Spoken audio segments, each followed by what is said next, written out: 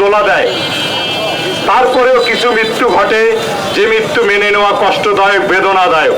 আমরা গাইবান্ধাবাসী তার সঠিক বিচার চাই।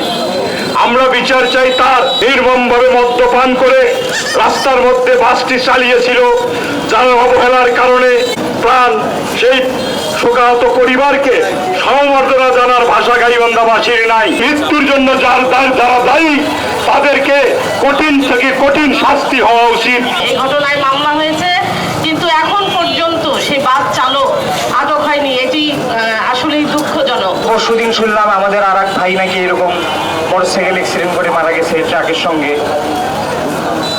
কাল সকালে একজন মারা গেছেন।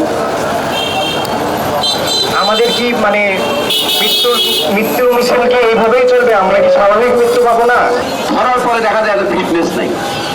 ম্যাক্সিমাম দেখবেন ড্রাইভারের লাইসেন্স 5 বছরের নবায়ন নেই।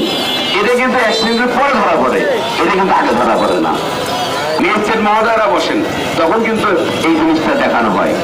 আমি বলবো যে আমাদের বাসগুলো ফিটনেস আছে কিনা এটা দেখা দেওয়া যাবে। নগদের কাছে সব গ্রাহকই প্রিয়, তাই তো সারা দেশে ক্যাশ আউট চার্জ সবচেয়ে কম।